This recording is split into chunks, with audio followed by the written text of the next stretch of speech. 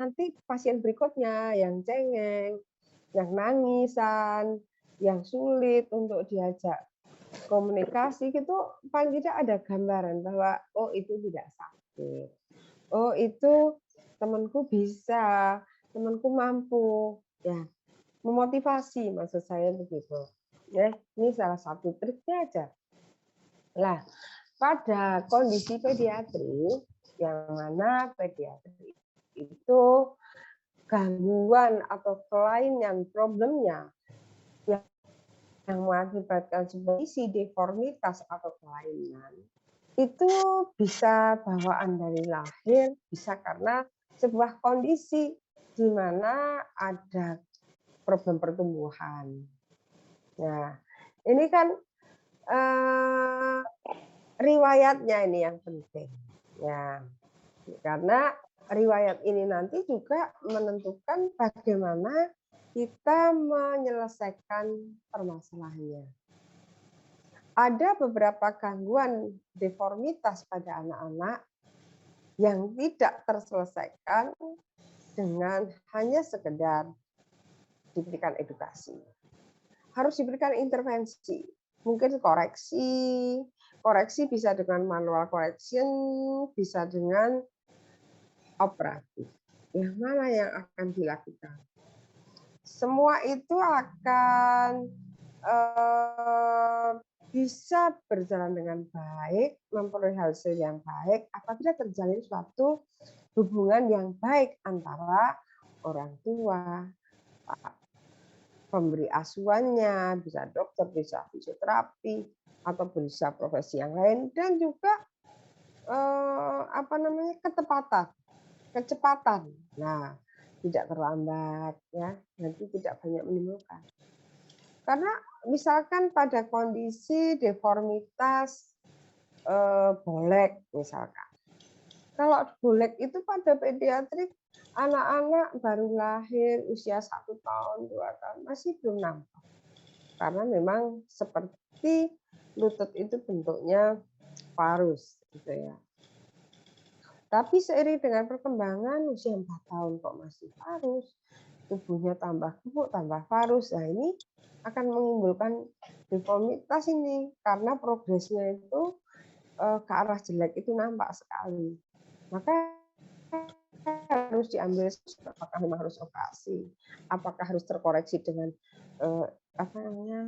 bracing atau apa, nanti itu akan lebih baik diselesaikan lebih cepat dan hasilnya lebih baik apabila tidak menunda-nunda. Nah, karena kelainannya ini kan ada progresnya ke arah tidak baik. Ya. Bahkan nanti lama-lama akan menimbulkan sebuah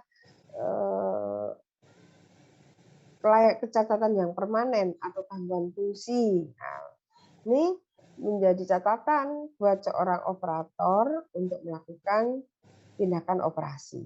Nah, ya, dari kondisi yang deformitas, kelainan, terus yang menimbulkan kecacatan yang permanen, ya, itu kan ada banyak orang mungkin berpikir secara kosmetik, ya, kalau kita membuat prognosis itu quo et vitam, quo et fungsionam, quo et sanam, quo et kosmetikam, secara kosmetik. Apakah kelainan itu mengakibatkan gangguan fungsi?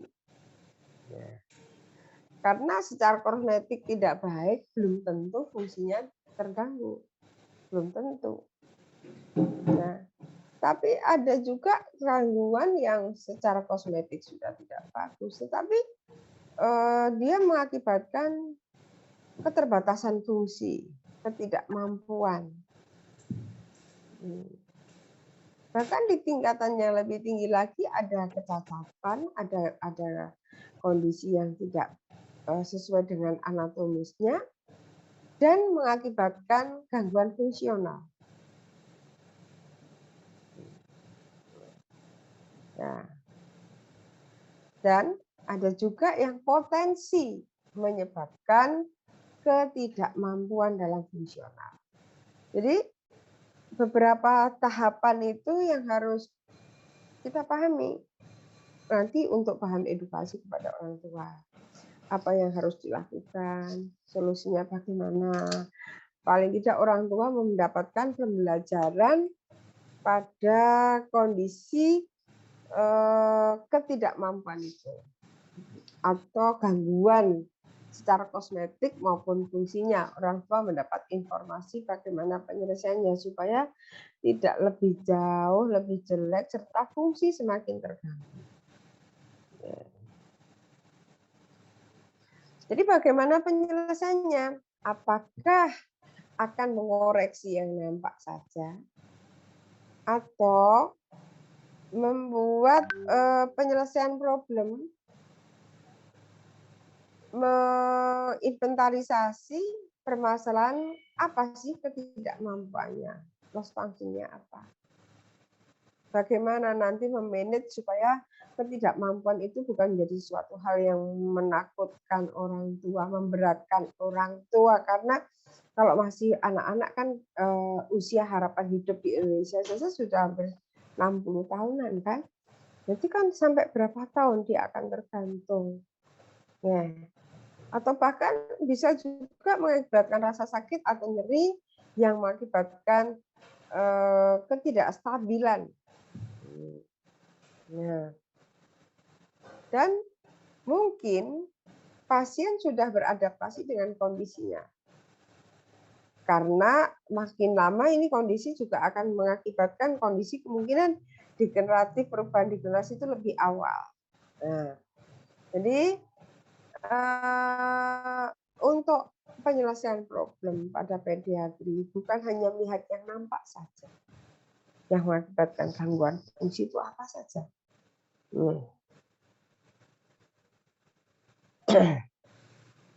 Ya.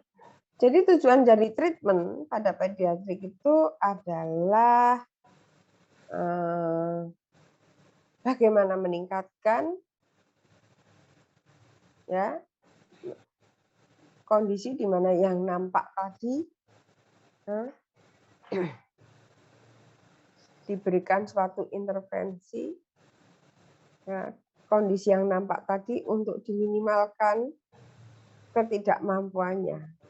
Bagaimana diimprove ya kondisi-kondisi yang nampak daripada ketidakcacatannya. Ya, fungsinya menurunkan sakit atau nyeri karena instabilitas di gangguan fungsi tadi. Menjaga supaya tidak lebih jelek. Ya. Dan mengadaptasikan kondisi itu supaya tidak terjadi degenerasi lebih cepat. Ya. Pada pediatri, maka kasusnya adalah kasus yang spesifik. Ya. Saya satu cerita untuk kondisi pediatri ini. Ada yang dipetakan kongenital. Oh, kongenital itu sejak lahir. Sejak lahir sudah nampak cacat, sudah nampak keterbatasannya, baik segi struktur maupun fungsinya, ya. Atau mungkin problem dari saat pertumbuhan karena kekurangan gizi, penyakit infeksi, virus, ya. Atau gangguan pertumbuhan bisa karena penyakit, ya. Ada juga di sini yang dibicarakan jadi traumatik karena fraktur, subluxasi, dislokasi, repetitive injury yang berulang-ulang karena pemakaian tidak benar, overuse, gitu ya. Itu adalah beberapa hal yang muncul sebagai musculoskeletal disorder ya, pada anak-anak. Ya. Nanti kalau ada pertanyaan boleh dipotong, nggak usah nunggu sampai selesai ya. Jadi untuk penanganan fraktur pada anak-anak akan berbeda dengan dewasa. Nih, kita masuk pada fraktur. Karena apa? pada anak-anak ya, pada anak-anak itu secara teori untuk maturitas kalsifikasi akan lebih cepat daripada dewasa. Masih sehat, masih bagus nih, masih muda, ya. Tapi dampak yang ditimbulkan dari kondisi misalkan ada fraktur, ini mungkin dampaknya akan sangat banyak sekali karena anak takut sakit, tidak berani menggerakkan, yang manja, yang kebiasaannya begini, tidak ada rasa sakit, ya. Terus ditambah lagi mungkin kalau ada orang anaknya cuma satu, sehingga kalau diberikan exercise nangis dia nggak boleh. Nah, ini merupakan suatu hal yang dipertimbangkan pada kondisi patah pada anak-anak. Karena apa? Nih, relative weakness ya, pada tulangnya. Jadi anak-anak tulangnya kan belum padat, masih kalau dikatakan lembek, kepadatannya masih kurang karena untuk mencapai pertumbuhan optimal pada anak laki-laki berbeda dengan anak perempuan. Kalau pada pediatri itu menurut undang-undang kan usia 18 tahun ke bawah itu adalah masih masuk kategori pediatri. Jadi kalau masih umur 16 tahun, 17 tahun itu ya dokter anak.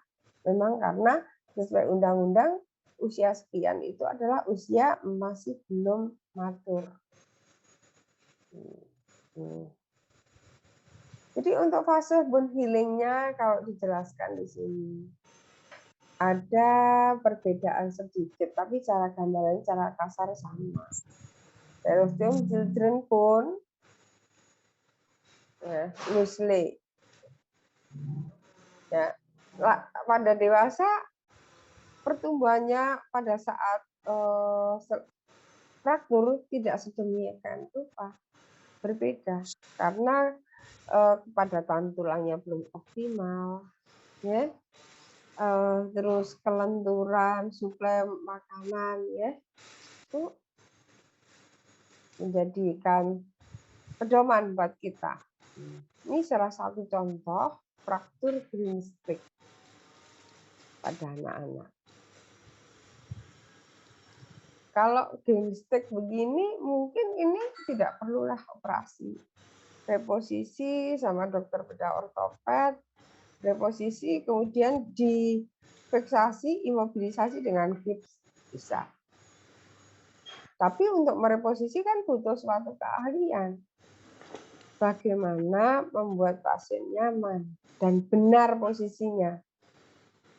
Nih, andai kata kita nggak tahu mau ngegip tulang di sini, radius ini misalkan pada posisi begini. Padahal harusnya nggak begini, harusnya begini. Nah, ini karena ketidaktahuan.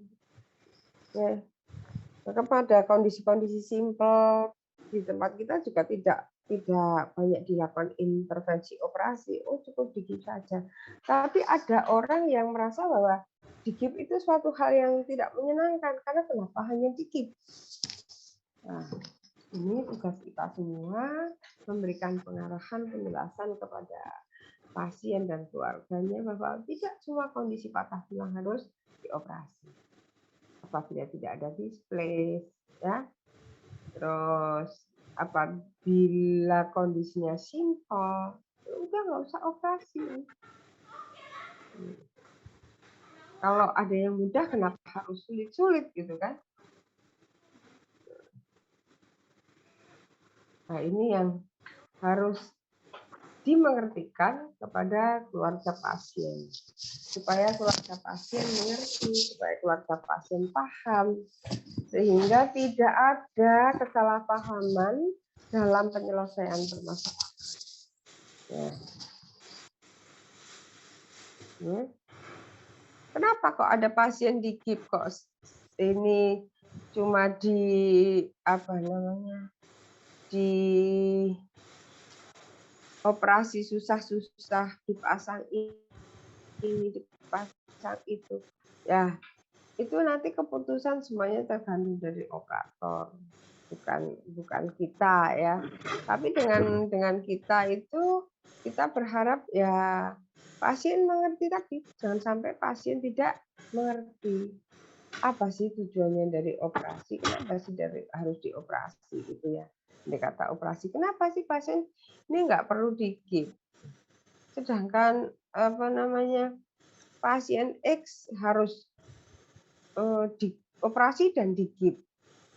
Sebetulnya ada yang salahkah gitu? Nggak ada yang salah. Cuma perlu dipahamkan saja kepada pasien. Karena simpel gini, oh dikit saja selesai. Selesai. Tidak perlu diperdebatkan. Ini selesai karena nanti akan nyambung sendiri dengan gizi yang tepat, gizi yang bagus. Terus ditambah lagi exercise yang tepat. Pasti akan pasien mampu untuk nanti melakukan dengan adaptasinya. Ini tugas kita nanti memahamkan kepada pasien, menjelaskan apa yang seharusnya dia lakukan, apa yang seharusnya tidak dilakukan, sehingga pasien itu mengerti tugas-tugasnya apabila pasien nanti pulang ke rumah. Karena anak-anak kan ya tetap harus apa namanya, orang tua yang mendampingi. Nggak mungkin dia nggak terselesaikan sendiri, nggak akan terselesaikan. Ya.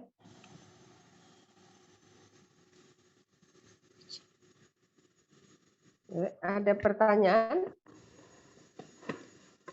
Belum, Ibu. Oke, lanjutkan. Oke, sebentar ini.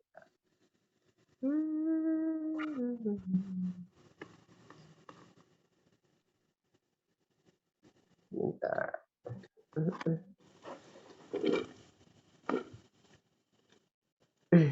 Oke, saya lanjutkan.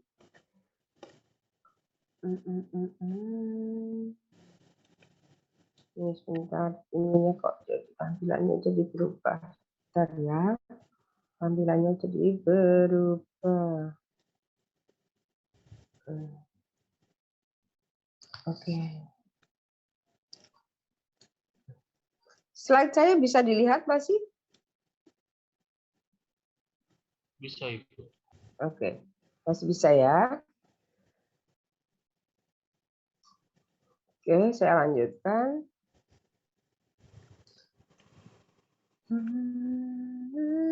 Oke, jadi pada anak-anak kita singgung tentang fraktur dulu. Saya belum menyinggung tentang kelainan yang kongenital ya. Tentang fraktur. Bisa terjadi karena jatuh ya. Bisa juga olahraga.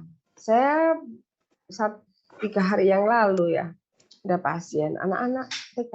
Saya tanya pasien di rumah ya, kebetulan di rumah. Ini kenapa dulunya, Mas? Ini Bu, jatuh. Kok bisa jatuhnya bagaimana? Jatuh ketiban badan saya sendiri kok, ketimpa badannya sendiri. Kan aku gendut. Lah ini kebetulan anaknya kooperatif. Karena aku gendut Bu, jadi aku jatuh kena badanku sendiri, tanganku patah.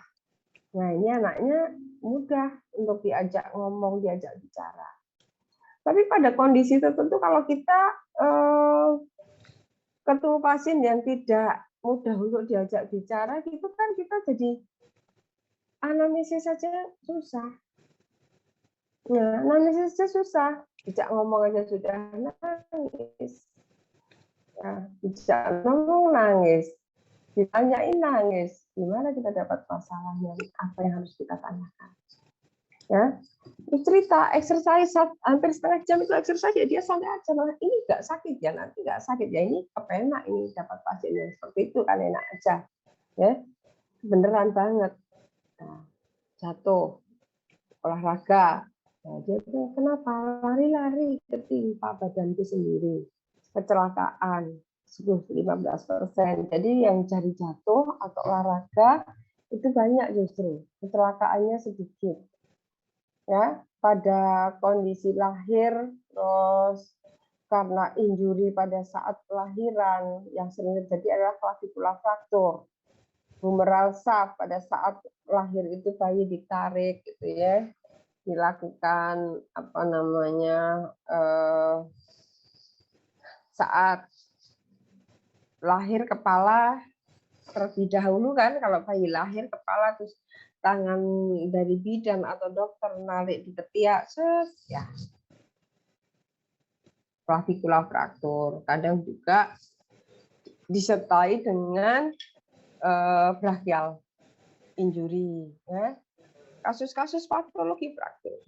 Patologi fraktur itu karena penyakit, bisa karena infeksi, bisa juga osteogenic imperfecta, ya, bisa juga karena kista pada bone, bisa juga karena tumor pada tulang, ya. Itu beberapa kasus ini banyak sekali di tempat kita, osteomyelitis, ya, osteogenic. Sorry, ini bone kiss ya, sorry gambar saya. Ini bone kiss, jadi ini sorry gambarnya kurang gede, tak gedein. Oke. Jadi adalah tulang yang mengalami tumor, ada kista, tumor pada humeri. Ada anak-anak nih, gambarannya seperti ini. Ya, rapuh tulangnya, mudah patah.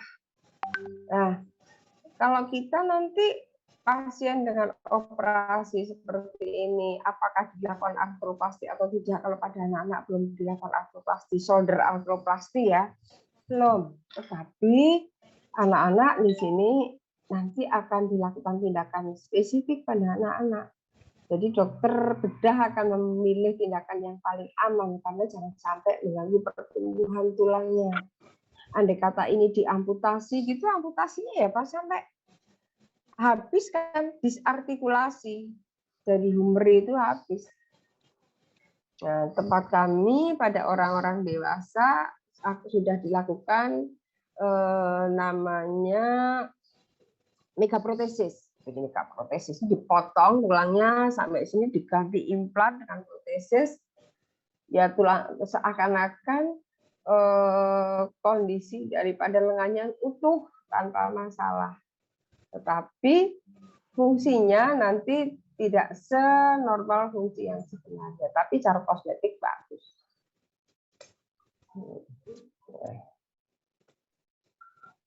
Oke, ya.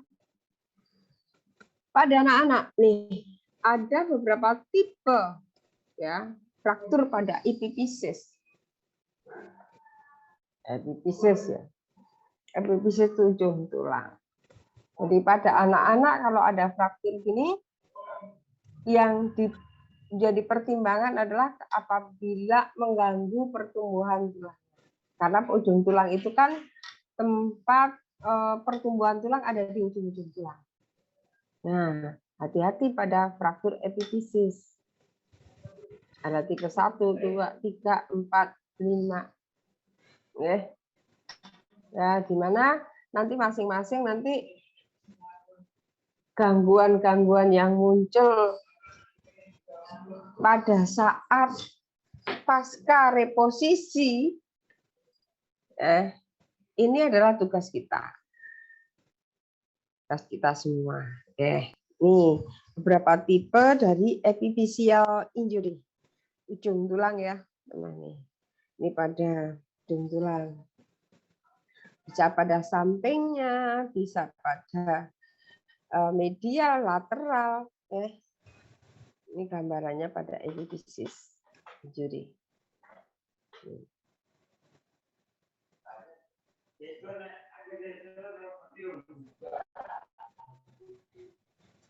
Klasifikasi dari epiphyseal injury itu nanti akan memberikan apa namanya,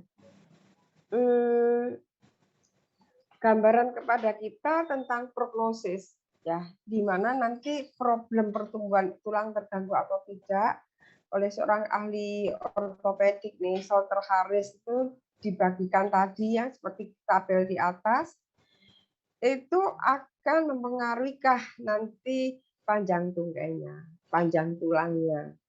Dan nanti merupakan suatu hal yang penting sekali buat kita untuk memberikan exercise, jangan sampai mengganggu ujung-ujung tulang itu menjadi lebih rusak lagi. Ya. Ya. Tanda-tanda pada fraktur epiphysis akan berbeda fraktur pada shaft-nya. Misalkan ini pada epiphyseal femur akan nampak pincang antalgic pain. Sekitar mana? Sekitar sendi hip. Ini pada femur misalkan. Ya. Tampak eksternal rotasi. Pada saat tidur terlentang akan terjadi perbedaan panjangnya.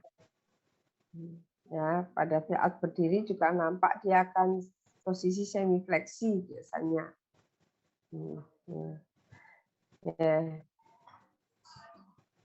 Ini gambaran-gambaran tanda-tanda pada fraktur pada epiphysis. Terus apa yang dilakukan? Apakah harus operasi? Nah, untuk pertimbangan operasi, biasanya dokter bedah akan mempertimbangkan, sangat-sangat mempertimbangkan apakah perlu dilakukan operasi atau tidak. Atau cukup dilakukan namanya plaster of Paris, POP, diberikan pengegipan untuk diimobilisasi. Baik operasi maupun tidak operasi, atau dengan Paris, plaster of Paris, itu semuanya membutuhkan waktu untuk healing. Nah, yang plaster of Paris pasti akan terjadi imobilisasi lama karena tanpa operasi. Tetapi yang operasi dengan internal fiksasi menggunakan wire atau menggunakan apapun itu juga butuh imobilisasi. Tapi dengan operasi ini kita lebih leluasa untuk segera melakukan exercise. Nah, yang lebih sakit adalah yang memang dengan operasi, karena anak-anak dengan diiris, dioperasi itu kan pasti akan merasa takut, merasa sakit. Ya, ini PR buat kita semua untuk mengatasi rasa sakit itu. Untuk intervensinya, fisioterapi apakah membutuhkan equipment pembantu, misalkan perlu alat bantu jalan, perlu support, ya. Ini kita bicarakan dengan orang tua. Kalau itu terjadi patah pada anak-anak usia di bawah 5 tahun pada epiphysis, jelas pada anak-anak usia di bawah 5 tahun kan belum bisa loncat, belum bisa menggunakan alat bantu. Maka yang paling aman ya mobilisasinya ya menggunakan transfer ambulasinya menggunakan kursi roda, atau kali tidak ya orang tua harus gendong kan gitu. Kalau menggunakan alat bantu jalan seperti walker, kruk, itu mereka masih belum bisa meloncat dengan baik karena harus NWB terlebih dahulu. Jadi untuk menggunakan alat bantu nanti disesuaikan juga dengan kemampuan anak-anak. Karena pada usia 5-6 tahun ada anak yang memang sudah keseimbangannya bagus, bisa loncat, ya kan? Tapi ada juga anak yang nggak bisa loncat berdiri kaki satu karena memang kebiasaannya di rumah dia banyak digendong saat kecil, tidak banyak beraktivitas kan anak-anak sekarang seperti itu. Terus segera diberikan exercise mobility training. Ajarkan ya bagaimana memelihara lingkup gerak sendinya, kalau bisa ditingkatkan, diedukasi, bagaimana menguatkan area yang tidak sakit, bagaimana mengoptimalkan fungsi yang sakit, ya. Sehingga kita diskusikan ini dengan orang tua. Jadi pada anak-anak tidak akan terselesaikan problemnya apabila dalam treatmentnya orang tua tidak diikut sertakan. Harus wajib disertakan karena orang tua adalah nanti yang memberikan arahan di rumah, mengajarkan di rumah itu adalah orang tua. Ya, sampai di mana nanti anak tahu, orang tua tahu apa yang boleh dilakukan, sehingga tidak mengganggu proses remodeling, sehingga tidak mengganggu kondisi imobilisasinya dan terjadi displace. Nah, bagaimana memelihara gerak sendinya dengan baik supaya tidak terjadi keterlambatan. Nah, supaya besok kalau dewasa tidak mengalami artritis dini. Nah, ini yang tidak diharapkan, artritis pada sendi, lutut atau panggul secara dini. Tidak diharapkan.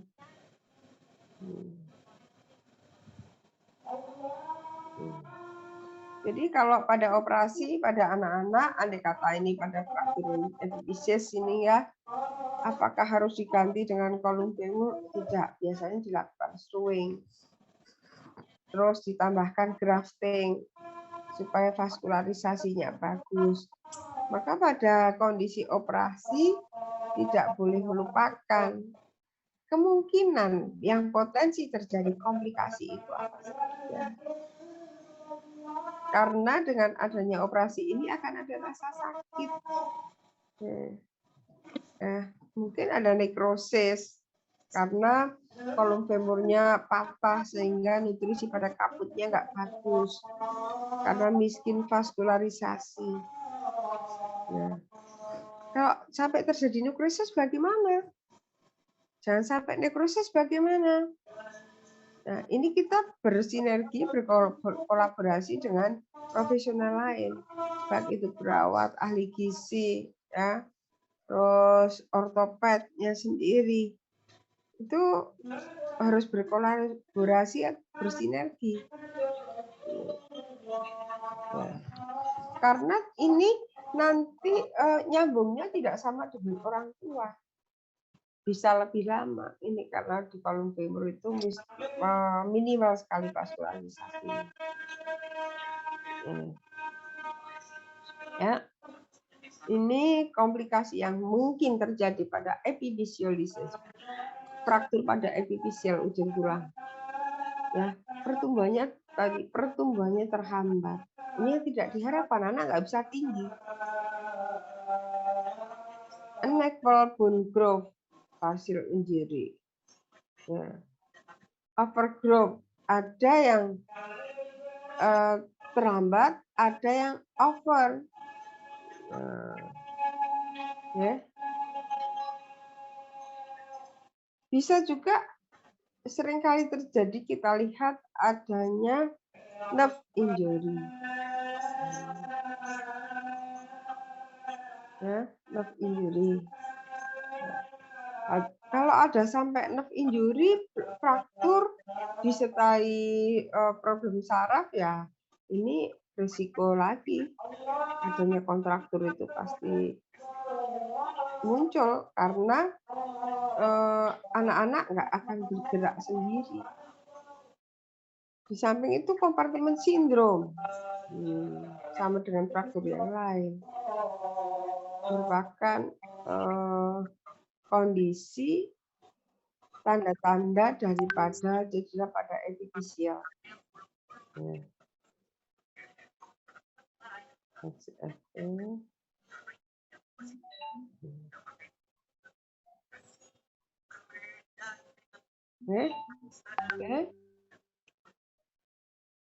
Ada pertanyaan dulu untuk epifisiolisis, fraktur pada ujung tulang. Kalau tidak ada, saya lanjutkan dulu nanti pada kasus yang lain. Ada pertanyaan dulu? Belum ada Ibu. Oke, saya lanjutkan pada kasus yang lain dulu. Nanti, sebentar. Saya buka dulu.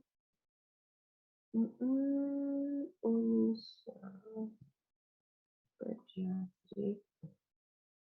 Oke.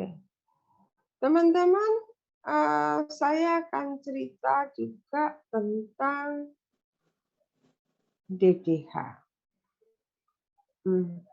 Pernah tahu enggak apa yang dinamakan DDH? Tahukah apa yang disebut dengan DDH?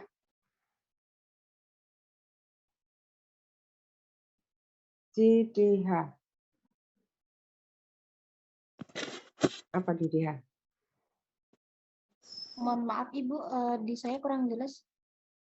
Oh, kurang jelas. DDH, DDH. Apa itu DDH? DDH. Adakah yang tahu tentang DDH? Dysplasia of the hip, bukan Bu? Ulangi. Dysplasia of the hip. Dysplasia of the hip. Apa itu maksudnya dysplasia dari hip? Dysplasia of the hip. Apa itu dysplasia of the hip? Bisa ditambahkan, dijelaskan lagi lebih detail? Kesendian di hipnya nggak berkembang secara normal, Bu. Oke, tidak berkembang secara normal. Tidak berkembang secara normal, apa sebabnya?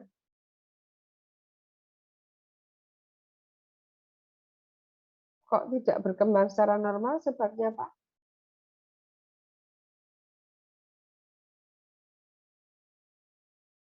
Silakan. Dislokasi, Bu. Dislokasi. Oke. Ada yang lain? Ada yang lain? Genetik, Bu. Hormon.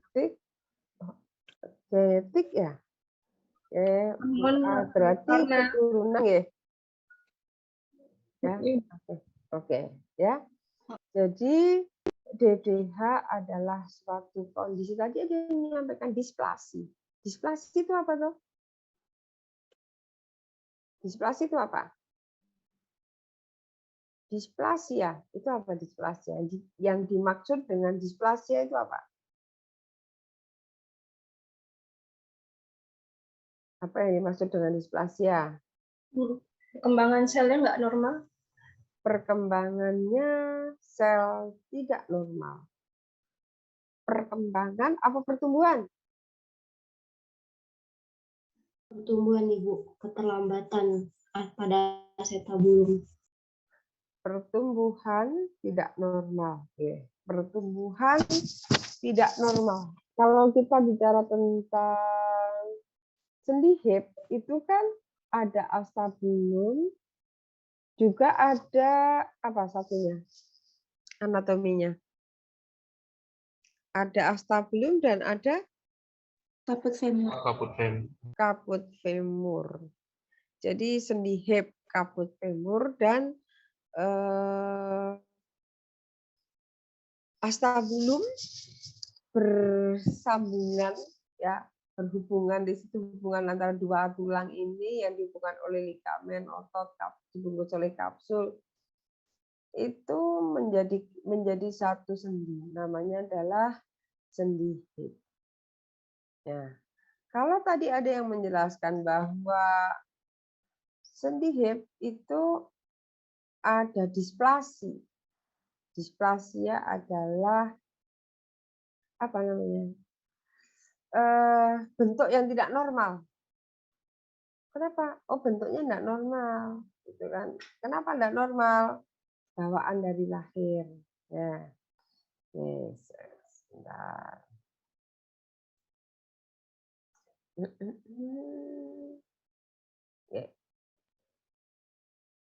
Nah, oke, sudah lihat ya. Jadi bentuk yang tidak normal. apa yang sorry, ini PDH. Jadi congenital, kondisinya bawaan dari lahir.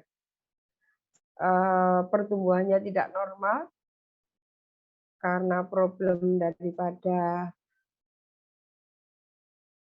saya baca karena ada perubahan pada beberapa kromosom, ya, tidak bisa tumbuh secara sempurna. Ya. Banyak terjadi sekarang. Ya. Hip pada hip kiri, nggak tahu ini tidak di dalam referensi yang saya baca tidak dijelaskan secara jelas pada hip kiri itu lebih banyak daripada hip kanan. Ada riwayat histori keluarga itu 20%. Ya. Pada beberapa kasus ada yang bilateral dan perempuan itu lebih banyak. Abnormal growth, ya. Jadi nanti kalau kita melihat anak-anak bayi lahir, kebetulan kalau nanti teman-teman kerja di rumah sakit umum atau di rumah sakit kandungan ibu anak, ya, atau mungkin ikut deteksi dini, praktek di puskesmas atau layanan kesehatan primer, ya. Anak baru lahir pasti oleh bidan atau dokternya itu dilakukan pemeriksaan. Kakinya panjangnya sama enggak, ada atresia ani atau tidak. Cara ngeceknya gampang. Kedua lututnya ditekuk sama tingginya atau tidak, apabila tingginya tidak sama, ini adalah kondisi yang potensi nampak adanya DCH atau dislokasi tadi karena displasi. Ini kita ajarkan kepada orang tua supaya tidak terlambat. Jadi deteksi dini itu sangat penting sekali pada kondisi DCH itu. Nanti kalau anak sudah terlanjur gede, jalannya jadi diseret satunya, seperti nggak ada kekuatan gitu, terus panjang pendek tungganya. Female, firstborn, familial, ini tadi yang saya sampaikan. Ada beberapa risiko. Ada yang mengatakan genetik, ada hormonal, mechanical teori, primer, astabulum adanya displasia. Jadi bentuknya yang harusnya dia itu lebih cekung, dia akan nampak trapes atau lebih dangkal sehingga mudah terjadi dislokasi. Nah, nanti jadinya dislokasi hip yang berawal dari kondisi abnormalitas daripada astabulumnya dan juga abnormalitas dari kaput femur yang membentuk sudut yang tidak semestinya. Nah, ini 21 derajat sini. Ya, jadi lebih tinggi ini naik dislokasi. Subluxasi ini belum begitu parah, tidak begitu parah.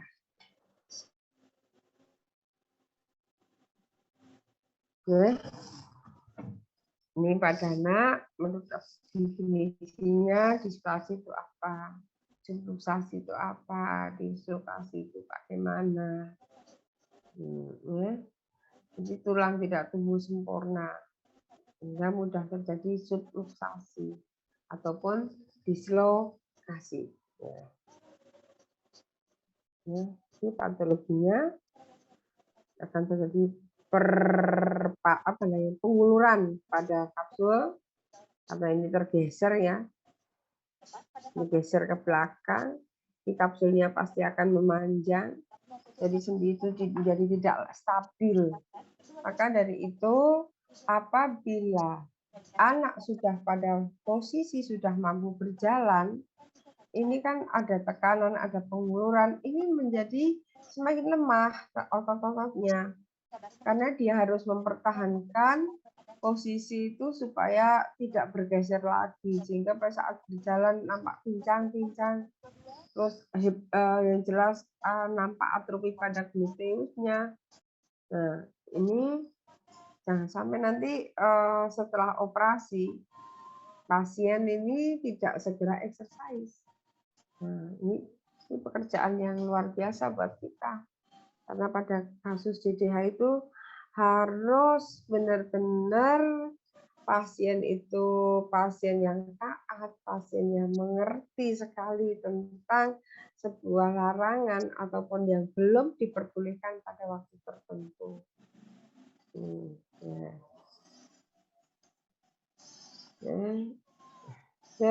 Infan gluteus nampak lebih tipis, lebih lembek ya. Ada lipatan yang tidak simetris pada lipat pahanya pantatnya. Kalau dilihat dari belakang ditentukan gitu. Kalau perempuan nanti juga perineumnya antara kiri dan kanan tidak sama. Internal rotasi lebih besar. Pada anak-anak berjalan, gaya berjalannya berbeda, Seller gait ya, atau Whittling gait. Mungkin akan disertai dengan lumbar lordosis karena dia kompensasi untuk mengangkat kakinya lebih berat. Ya. Ada yang kasus bilateral, ada yang unilateral. ADD lateral rotasi mengalami penurunan. Ya. Pada dewasa, kalau ketemunya juga ada yang sudah dewasa, bukan pada anak-anak karena dianggap mungkin suatu kondisi biasa. Dulu ada mbahnya yang begini, dulu ada kakeknya begini, omnya begini, budenya ada yang begini. Ini merupakan suatu kondisi yang biasa. Sehingga nanti akan lebih menyulitkan karena dampak dari kondisi tersebut akan mengakibatkan kerusakan pada sendi hip yang mungkin akan mengakibatkan artritis secara dini. Artritisnya muncul lebih awal. Kekakuan sendi, adanya krepitasi, tanda-tanda osteoartritis awal itu nampak. Ya, ini yang saya sampaikan tadi. Coba diukur pas begini. Tidur pasti akan nampak tingginya tidak sama. Apabila ini tidak sama, ya ini kita wajib curiga. Segera saja dikonsultasikan ke dokter bedahnya bahwa anak ini ada kemungkinan terjadi DDH sehingga perlu segera tindakan lanjut karena di bawah 6 bulan itu masih bisa tanpa operasi. Tapi kalau sudah 6 bulan ke atas, jaringan yang ada pada astabul sudah numpuk sehingga harus dilakukan tindakan operasi.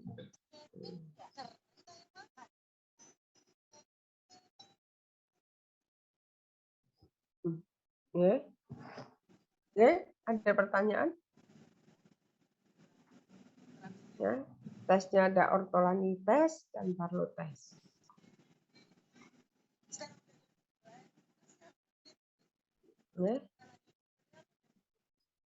Ortolani ini adalah tes yang sering digunakan untuk memastikan apakah ada dislokasi atau DDH atau tidak. Ortolani tes dan Barlow tes. Ini cara dari pelaksananya Barlow tes. Fleksi ADD hip, ya, midline ya. Emang termasuk yang dekat dari beberapa negara ya.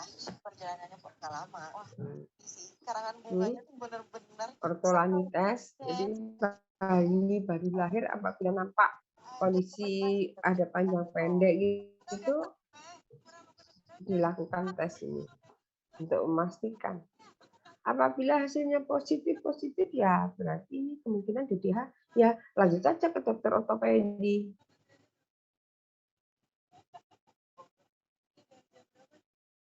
Di mana nanti dilakukan ataukah langsung diberikan tindakan dengan imobilisasi pakai GIP, nanti akan diasesmen ulang oleh dokter ortoped. Tapi pasien apabila tidak terlambat itu hasilnya insya Allah lebih baik. Ya. Goalnya adalah rebuilding. Mobilitas hip bagaimana dikembalikan dengan exercise yang jelas. Jadi pagi hari banyak exercise-nya. Terus strengthening otot, balance, ya. Koreksi posisi yang asimetris apabila itu posisi sudah lama. Bagaimana meningkatkan pasif aktif stabilisasi pada hip joint. Terus yang selanjutnya adalah memberikan fasilitasi merangsang. Dan selanjutnya adalah menjaga arteri-arteri sekitar sendi hip supaya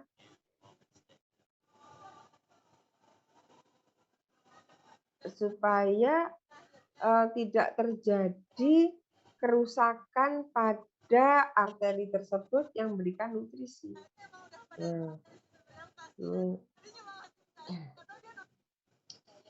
Itu yang harus dipikirkan.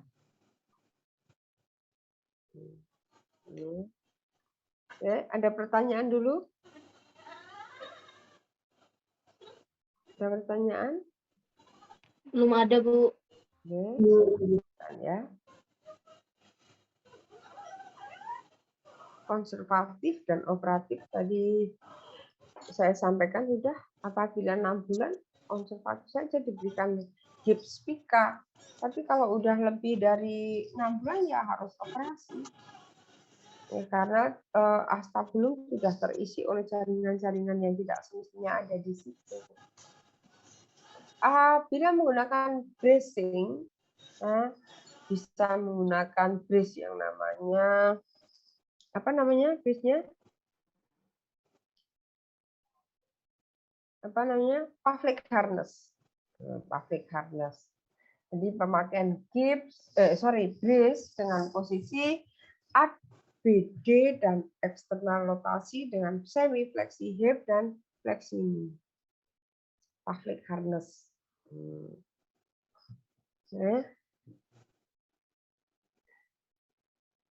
Atau mungkin diganjel dengan diapers, pampers itu ya, yang lebih lebar dengan posisi ABD lebih dari ini ABD sekitar ABD eksternal rotasi, fleksi ini, ya ABD-nya itu sekitar 60-70 derajat, fleksi ini, ya eksternal rotasi. Ini apabila menggunakan pavlik harness berapa lama? Pavlik harness digunakan 24 jam, jangan sering dicopot. Paling kalau nyopot ya pas mandi aja, tapi setelah itu langsung dipotong lagi. Nih. Bagaimana nanti kalau pada usia anak sudah bisa mampu berjalan? Ya udah lepaskan aja. Cara berjalannya kan dia nanti akan menyesuaikan. Akan menyesuaikan.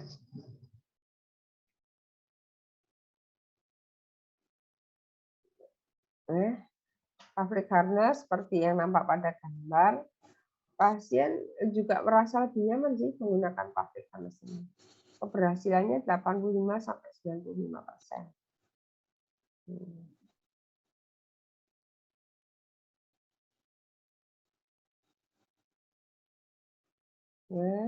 Ini antara 6 bulan sampai 18 bulan. Nih saya lakukan pasca operasi. Ya, pasca operasi semua. Ini saya sama Kakak Hendra. Kak Hendra ngajar kan sama Kak Hendra. Kita hari pertama pasca operasi. Nanti pasien sakit nggak, Bu? Kalau sakit ya pasti sakit. Tapi kalau tidak segera dilakukan ya nanti malah jadi komplikasinya banyak. Jadi kita jelaskan aja pada orang tua pasien atau orang terdekatnya, bagaimana nanti kita melakukan intervensi. Ya, tujuannya apa? Kalau tidak dilakukan bagaimana? Nih. Terus 18 sampai 36 bulan post reduction. Nggak mungkin, ya harus operasi. Ya.